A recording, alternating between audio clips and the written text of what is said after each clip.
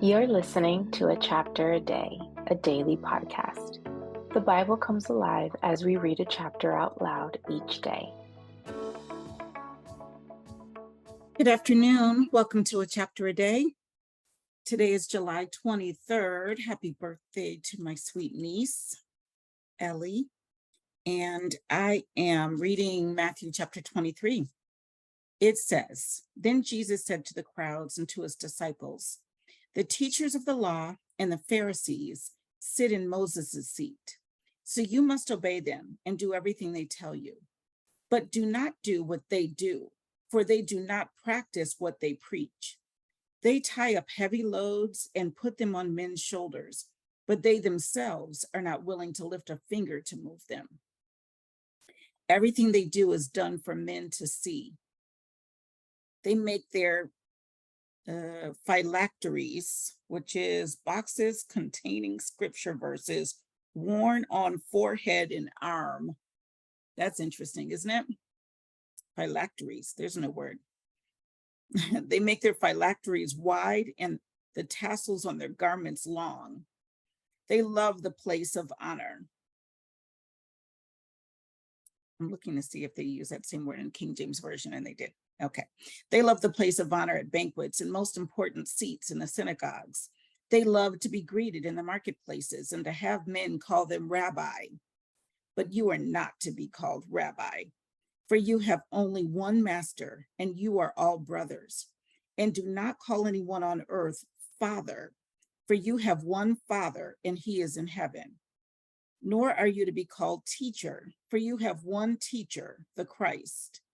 The greatest among you will be your servant, for whoever exalts himself will be humbled, and whoever humbles himself will be exalted. Woe to you, teachers of the law and Pharisees, you hypocrites! You shut the kingdom of heaven in men's faces." Oh, wow. "You shut the kingdom of heaven in men's faces. You yourselves do not enter, nor will you let those enter who are trying to. Woe to you, teachers of the law and Pharisees, you hypocrites! You travel over land and sea to win a single convert, and when he becomes one, you make him twice as much a son of hell as you are." I have never read that sentence before. "You travel over land and sea to win a single convert, and when he becomes one, you make him twice as much a son of hell as you are. Woe to you, blind guides! You say, if anyone swears by the temple, it means nothing. But if anyone swears by the gold of the temple, he is bound by his oath. You blind fools, which is greater, the gold or the temple that makes the gold sacred? You also say, if anyone swears by the altar, it means nothing. But if anyone swears by the gift on it, he is bound by his oath." Excuse me.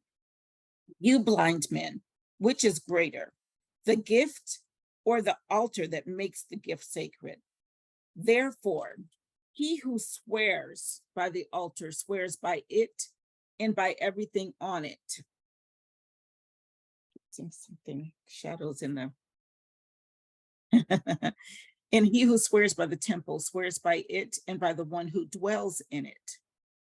And he who swears by heaven swears by God's throne and by the one who sits on it. Woe to you, teachers of the law and Pharisees, you hypocrites! You give a tenth of your spices, mint, dill, and cumin, but you have neglected the more important matters of the law: justice, mercy, and faithfulness. You should have practiced the latter without neglecting the former. You blind guides, you strain out a gnat, but swallow a camel. Woe to you, teachers of the law and Pharisees, you hypocrites! You clean the outside of the cup and dish, but inside they are full of greed and self-indulgence. Blind Pharisee, first clean the inside of the cup and dish, and then the outside also will be clean. Woe to you, teachers of the law and Pharisees, you hypocrites! You are like whitewashed tombs, which look beautiful on the outside, but on the inside are full of dead men's bones and everything unclean. In the same way, on the outside, you appear to people as righteous, but on the inside, you are full of hypocrisy and wickedness. Woe to you, teachers of the law and Pharisees, you hypocrites! You build tombs for the prophets and decorate the graves of the righteous. And you say, if we had lived in the days of our forefathers, we would not have taken part with them in shedding the blood of the prophets. So you testify against yourselves that you are the descendants of those who murdered the prophets. Fill up then the measure of the sin of your forefathers. You snakes, you brood of vipers, how will you escape being condemned to hell? Therefore, I am sending you prophets and wise men and teachers. Some of them you will kill and crucify. Others you will flog in your synagogues and pursue from town to town. And so upon you will come all the righteous blood that has been shed on earth, from the blood of the righteous Abel to the blood of Zechariah, son of Berechiah, whom you murdered between the temple and the altar. I tell you the truth, all this will come upon this generation.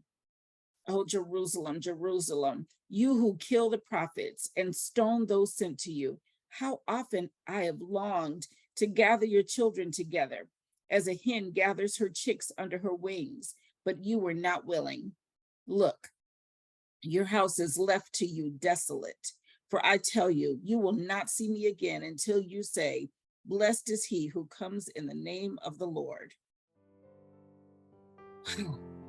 Matthew 23, woo, he was salty. I think I'm gonna learn that as a monologue. They call it 7 woes. Powerful. I'll see you tomorrow for chapter 24.